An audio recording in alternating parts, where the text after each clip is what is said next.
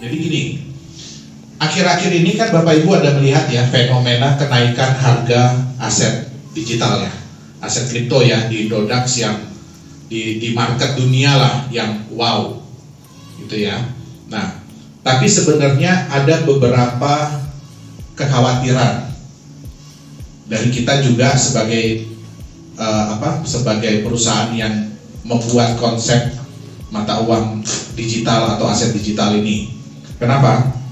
Karena itu sudah ada, jadi sudah ada berita ya bahwa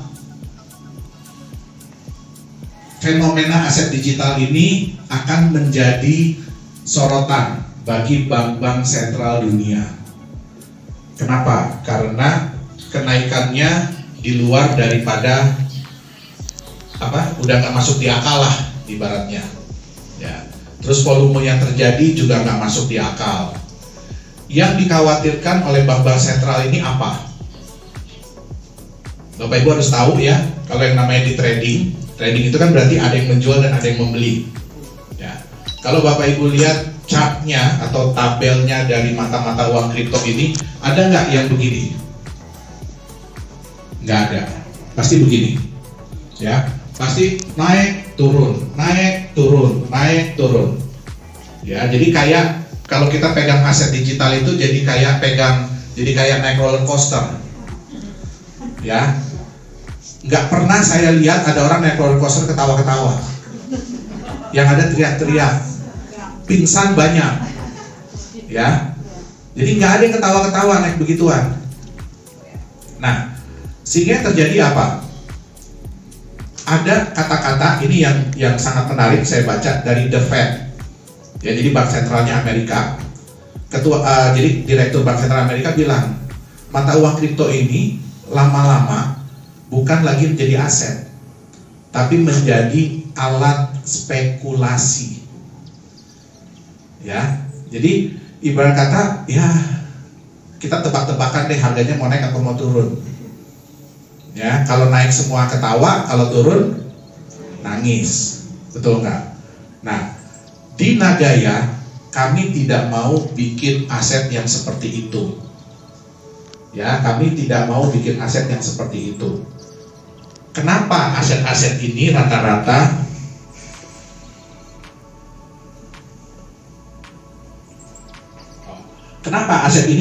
begini, naik, terus turun lagi. Kenapa?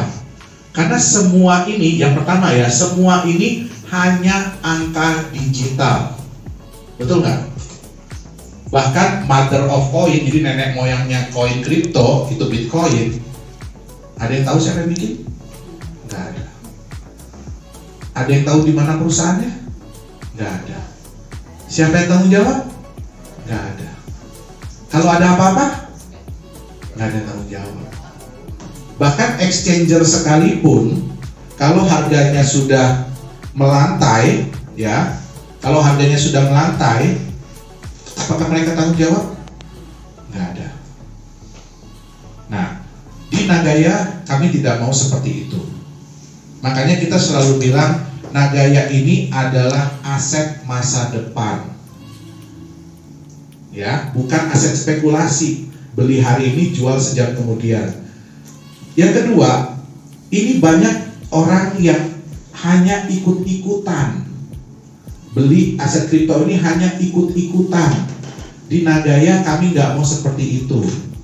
Makanya tim ini capek-capek ya, seminggu 2 kali bikin offline, seminggu 3 kali bikin acara BOP online, training 2 kali. Supaya apa? Bapak Ibu ini paham apa yang Bapak Ibu pegang. Ingat baik-baik, yang pertama, Nagaya ini bukan hanya angka digital. Ya, setiap Nagaya yang Bapak Ibu pegang itu adalah bukti hak atas sejumlah emas. Ingat, jadi jangan samakan kami dengan kripto-kripto yang lain. Ya, walaupun yang Bapak Ibu pegang digital, tapi punya hak atas sejumlah emas. Yang hebatnya, apa hebatnya Nagaya? Emasnya nambah. Emasnya bertambah. Kenapa? Karena kita menjalankan proyek-proyek real. Kebiasaan dari perusahaan-perusahaan lain, cryptocurrency lain, kalau jalanin proyeknya apa? Digital.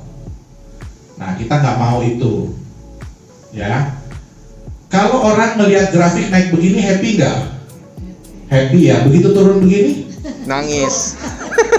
begitu melantai, Nangis kimos. ya nggak?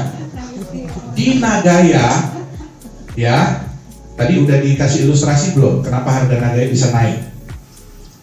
Ya, sekarang saya tanya Bapak Ibu pegang sesuatu, ya, nih pegang aqua, pegang apa ini? Oh, ini ada koinnya, ada emasnya, ada coklatnya nih. Maaf ya Bapak Ibu ya, bukan bermaksud menggoda, saya dikasih ini, ya. Bapak Ibu bayangkan ya, kalau Bapak Ibu pegang kotak ini, apa ini ya, plastik ini ya, tapi nggak ada isinya apa-apa. Terus Bapak Ibu, ya, ini begitu masuk, ini kotak harganya naik turun, ya. Dibandingkan dengan begini, ini Bapak Ibu punya kotak ini, dengan punya kotak ini, di dalamnya ada emas. Terus emasnya bisa bertambah. Siapa yang pegang ini berarti punya hak emas dan emasnya bertambah, ya.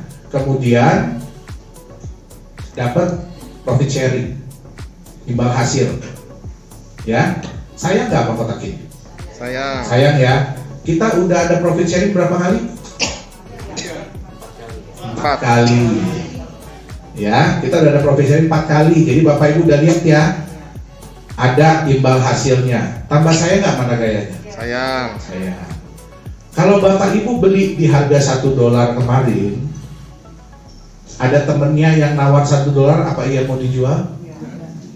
Ingat ya Bapak Ibu ya, ini jumlahnya terbatas.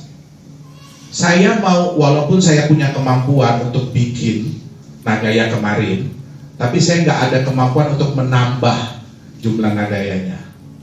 Ya, kenapa? Karena kita sudah diverifikasi sama pihak Singapura juga bahwa Nagaya ini hanya ada 50 juta. Berapapun proyek yang dijalankan oleh Nagaya, berapapun profit yang dihasilkan, hanya milik yang 50 juta.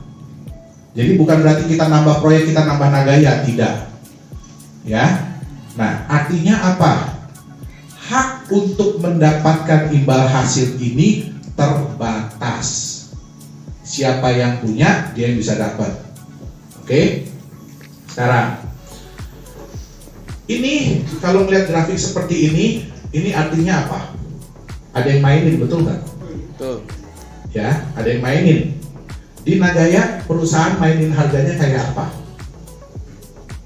Ya, kalau ini kan ada yang mainin, ada cukong lah ibaratnya ya. Di Nagaya kita mainin harga kayak apa? Ya. Sekarang kalau kita udah masuk di market, di exchanger, perusahaan bilang gini, tanggal sekian kita akan bagi profit sharing dan nambah emas, ya, dari proyek nomor 1. Sebelum itu harga di market gimana kira-kira harga Nagaya? Naik ya, udah pasti. Betul nggak? Kenapa? Yang pegang dapat. Jadi orang berusaha untuk megang duluan sebelum ada imbal hasil, betul nggak? Ya. Proyek Nagaya apa iya cuma 1? Tidak. Ya, mudah-mudahan dalam waktu dekat kita bisa jual 5 juta Nagaya. Baru ya, saya akan mulai proyek kedua. Ya, berarti sebulan 2 kali. Jadi paling tidak 2 kali harga Nagaya pasti naik di market, betul nggak? Kalau kita punya 10, ya 3 hari, betul ya? Kalau kita punya 30, setiap hari. Kira-kira harga Nagaya bakalan turun nggak? Nggak bakal. Orang besok-besok udah nggak peduli sama profit sharing, betul nggak? Kalau harga udah begini, toh lewat tuh, udah lewat gitu. Orang udah nggak peduli sama profit sharing. Tapi yang penting jelas kenapa kita begini. Ya, kalau mau disamakan ya, tapi bukan sama ya, tapi kalau mau disamakan kayak saham. Apakah saham perusahaan itu mencerminkan asetnya? Tidak. Ada satu perusahaan ya, tambang juga, udah wow, waktu dulu harganya sampai puluhan ribu sahamnya, sekarang 50 rupiah. Kenapa? Karena mereka nggak performance. Nah, oke. Bapak Ibu harus hati-hati kalau main di aset digital. Ya, ini contohnya. Ini ada di bursa yang terkenal di Indonesia loh ya. Yang satu ini jelas-jelas dibilang bahwa satu token dia di backup oleh 1 gram emas selama-lamanya. Artinya Bapak Ibu pegang 1 token, ya haknya 1 gram emas, nggak bakalan nambah. Beda mana gaya ya. Tapi begitu masuk di market, dalam hitungan jam harganya melejit sampai 250 juta 1 token. Artinya apa? Yang beli nggak ngerti ini apaan kan? Kalau yang beli ngerti, apa iya dia mau beli 1 gram emas senilai 250 juta? Tapi kejadian. Ini bisa dicari kok di YouTube kok. Beli 100 juta rupiah di harga tokennya 250 juta. Sekarang 800 rupiah. Silahkan dihitung dari 100 juta jadi berapa asetnya. Nah, ini katanya di backup oleh properti. Ya, di backup oleh properti. 1 tokennya di backup properti senilai 100.000 rupiah. Apa iya sekarang ada properti yang harganya 10 juta? Ada nggak? Nggak ada. Dia bilang bisa ditukar. Bisa ditukar. Jadi tokennya balikin ke perusahaan, nanti dikasih propertinya. Ya. Apa iya ada properti 10 juta? Saya tanya. Kalau enggak 2 kali 1 meter. Betul nggak?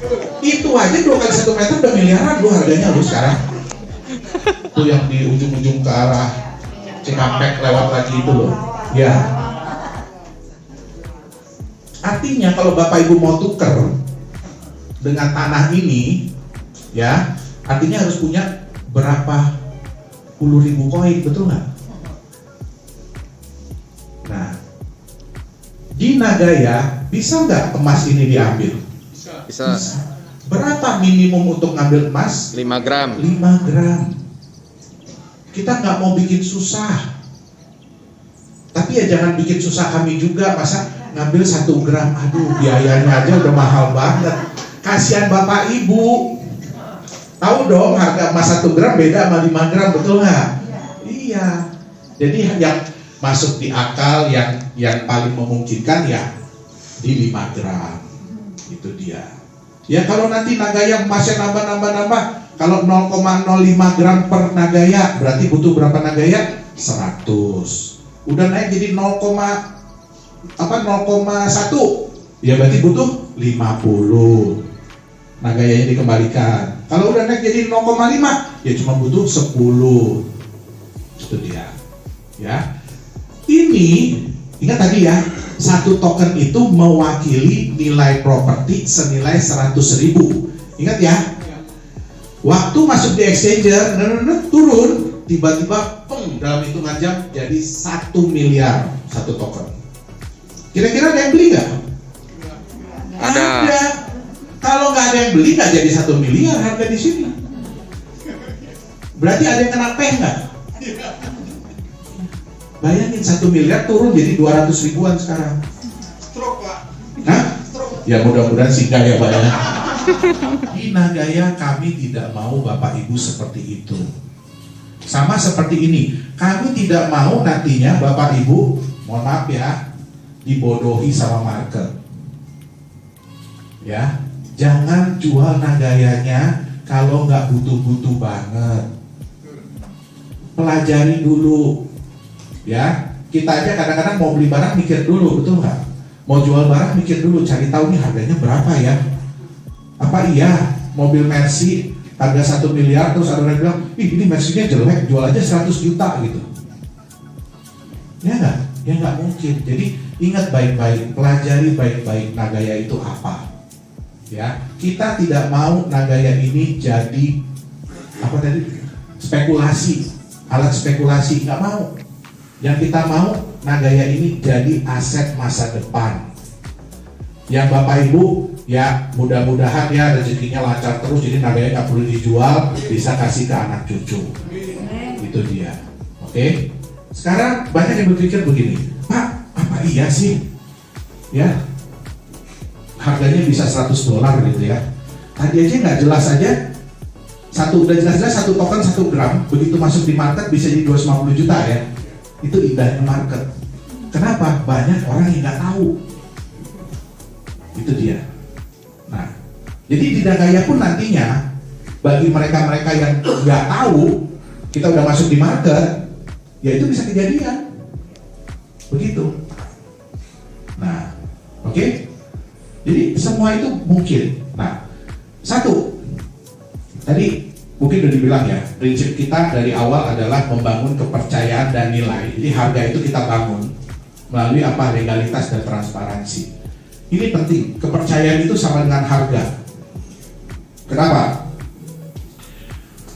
Di daerah sini dulu, saya ingat ya, mama saya, papa saya bawa saya ke sini, ya. Itu tahu, ada yang tahu Cubic? Cubic ya? Ya, itu tahun 85-an deh, 85 deh, ya.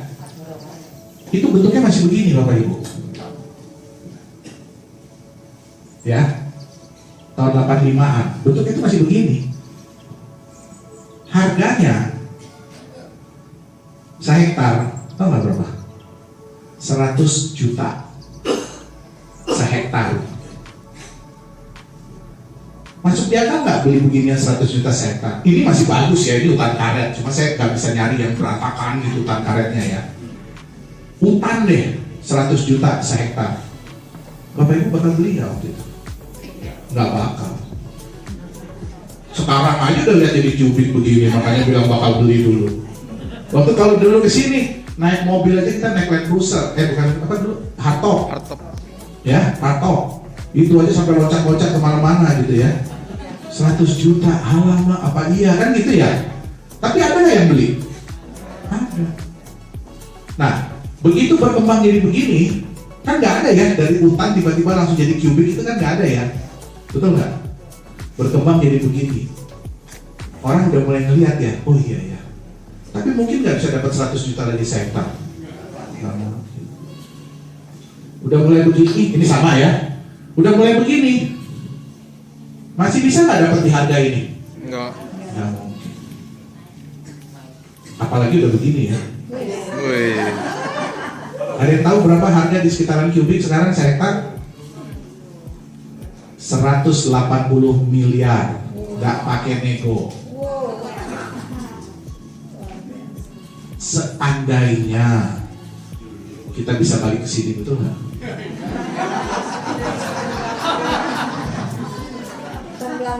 Makanya orang berebutan mau bikin mesin waktu, betul nggak? Iya. Seandainya saya bisa balik ke sini, yaitu. Ada nggak yang beli di sini waktu itu? Ada. Ada yang beli di sini? Ada. Ada yang beli di sini? Ada. Ada yang beli di sini? Ada. Yang beli di sini resiko nggak? Resiko. Dia belum tahu ini mau diapain, betul nggak? Yang di sini, aduh masih begini, tetangga aja nggak punya kan gitu.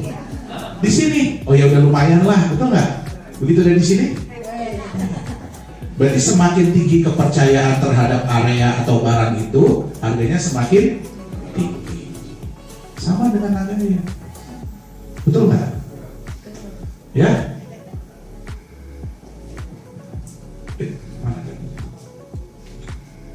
Nih ya, saya kasih lihat ke Bapak Ibu ya. Sorry, ini aja. Pentingnya waktu, time is money. Orang bilang time is money ya. Betul Bapak Ibu. Ya. Bapak Ibu tahu ini ya? Sorry, ini tahu ya? Ashton Kutcher, artis. Ya. Dia itu investasi 500.000 dolar di tahun 2011. Ya. Nah, tahun 2020 yang 500.000 dolar ini jadi 100 juta dolar. Pengen nggak kayak gini? Pengen. Peter Thiel 500.000 dolar tahun 2004. Tahun 2020 1,2 miliar. Ya. Eduardo Saverin tahun 2000 ini 2004 akhir, ini 2004 awal. 30.000 dolar. Lihat yang lebih kecil ya. Jauh kan lebih kecil ya. Gedean mana ini yang lain? Gedean ini ya. Dengan modal lebih kecil, hasilnya lebih besar, betul nggak? Sama-sama tahun 2004, bedanya ini akhir, ini awal. Ya. San Francisco High School 24.000 dolar tahun 2011 jadi 24 juta dolar tahun 2020. Kita lihat di mana mereka invest. Ya, ini 200 kali, 2.400 kali, 290.000 kali, 1.000 kali. Uber, tahu Uber dong? Facebook, ini apa? Snapchat.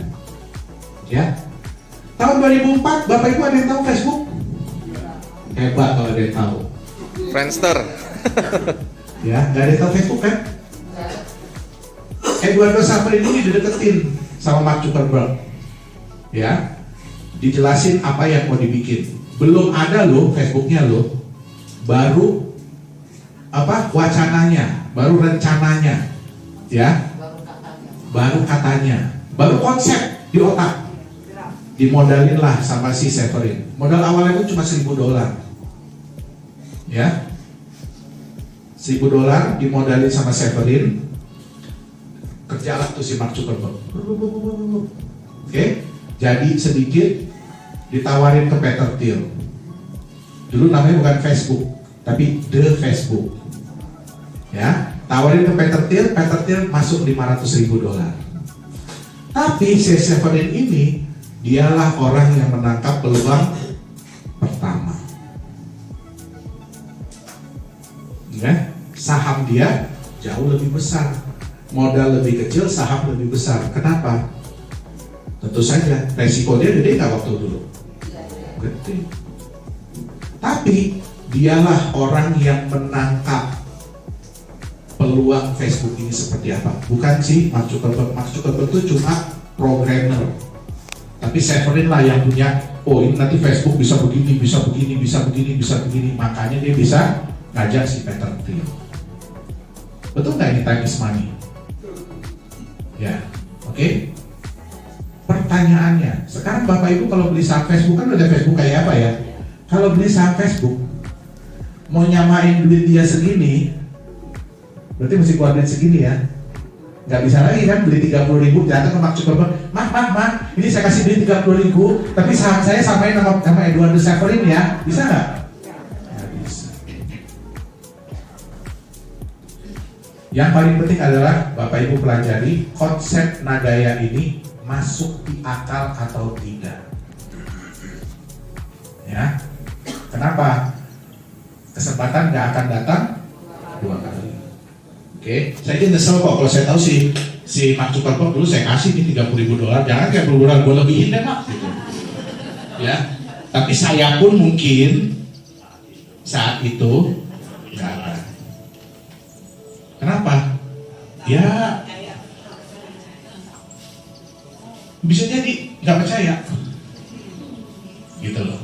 Oke? Nah, ini kalau di kripto ya, tadi kan 2.900 kali gitu ya. Ini kita lihat Peter Saddington beli Bitcoin 115 dolar tahun 2017. Tahun 2020 ini salah kan? Ini lebih tinggi ya. Christopher Koch 26 dolar. Jadi 50 juta dolar. Ini waktu Bitcoinnya naik lagi jadi berapa? 500 ya. Jadi 500 juta doang yang kita bikin ini. Ya. Tapi Bapak Ibu lihat ya, 2009 sampai 2020.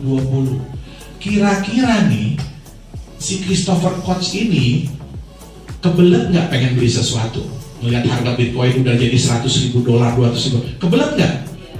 Kebelet. Tapi karena dia mempercayai Bitcoin itu sebagai aset. Beda sama yang main di trading ya. Trading itu spekulan. Dia menganggap Bitcoin itu sebagai aset. Beli, simpen. Anggap aja nggak ada, tapi jangan lupa password. Ya, jangan lupa password. Ingat di Nagaya ya. Jangan lupa password, jangan lupa username. Ya, ditengok-tengok lah itu. Ya, itu bukan cuma angka, itu ada emasnya loh itu. Ya, nah, oke. Eric Friedman $1.000 tahun 2011, umur 11 tahun beli Bitcoin tahun 2011 $1.000. 2020 4,4 juta nilainya. Yang tadinya dimaki-maki sama orang tuanya jadi dicita sekali, betul nggak? Iya. Nah, lihat ya, 7.000 kali, 2 juta kali. 4.500 kali, 110 kali. Beda berapa tahun doang? 2 tahun. Itu dia. Ya. Jadi saya harapkan Bapak Ibu tolong Nagaya ini dianggap sebagai aset Bapak Ibu. Ya, anggap saya punya rumah, kayak punya mobil jangan dianggap. Punya emas. Ya. Nah, dulu pertama kali kita mulai Nagaya ini di harga $1. Ya, di sini ada yang second, yang aja ada 2 orang yang masih dapat Nagaya di harga $1 di ruangan ini. Ya, saya ingat banget. Sama ya, Pak Lindu ya, Pak Eko ya. Konsep, ingat Bapak Ibu, ini belum ada nih. Ini aja belum ada nih. Ya, konsep. Saya cuma cerita pakai laptop. Saya mau bikin seperti ini, saya mau bikin seperti ini, saya mau bikin seperti ini. Ya. Kita mulai proyek pertama, kita naikin harga jadi 1,1. Wajar nggak? Wajar. Kalau nggak fair dong buat mereka. Mereka dengar saya cuma punya laptop, betul nggak? Bapak Ibu udah ngelihat ada proyek. Bagi hasil pertama kita naikin 1,25. Wajar nggak? Ya wajar. Naik lagi 1,36. Sekarang 1,48. Tanggal 10 naik lagi ya. Oh. Angkanya tunggu pengumuman. Angkanya join di Telegram grup kita. Saya kan dimarahin Pak Dani kalau nggak bilang. Ya, join di Telegram grup kita. Oke? Nah, tanggal 10. Cuma itu yang bisa saya bocorin. Kasih tahu. Ya, kalau saya bocorin lagi dimarahin. Nah, begitu kita masuk exchanger, target kita kan akhir tahun ini atau kuartal 1 2022. Ya, proyek udah berkali-kali ngasih profit sharing, betul nggak? Kita audit, kita masuk exchanger. Apa yang terjadi kalau masuk exchanger? Buy. Orang-orang pada buy. Bapak Ibu ada yang lihat penjualan hari ini yang sangat signifikan di Nagaya? 153.000 Nagaya plus 15.000. Itu dari mana? Dari Rusia, dari Dow Konsensus. Kita ngomong 20 menit sekali doang. Makanya jujur Bapak Ibu ya, seneng nggak saya lihat penjualan begitu? Enggak. Bapak Ibu tahu proyek Nagaya di mana? Indonesia. Saya orang mana? Indonesia. Indonesia. Harga murah siapa yang punya? Rusia itu. Ya, Korea. Sekarang penjualan luar negeri kita jauh di atas penjualan Indonesia. Sedih. Kenapa? Artinya menangkap peluang ini adalah orang luar. Yang dapat imbal hasil banyak siapa? Orang luar. Orang luar. Ya mohon maaf, bisnis mesti jalan terus. Itu dia. Ya. Nah, sekarang begitu masuk exchange kira-kira harga gimana? Naik. Pakai di mall Korea.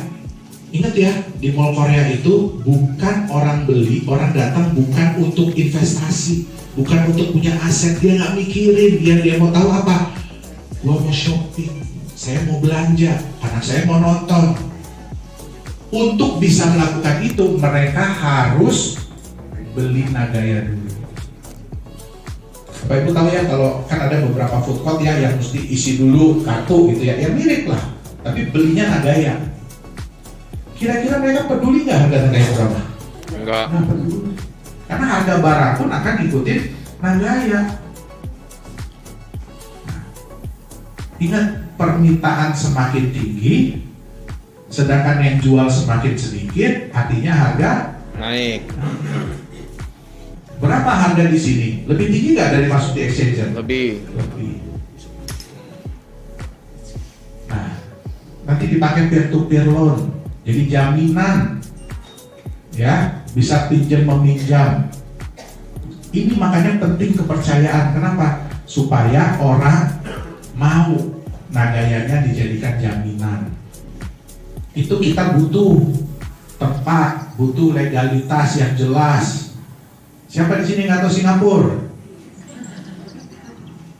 Siapa yang tahu di mana British Virgin Island, Vanuatu, Seychelles, Grenadines?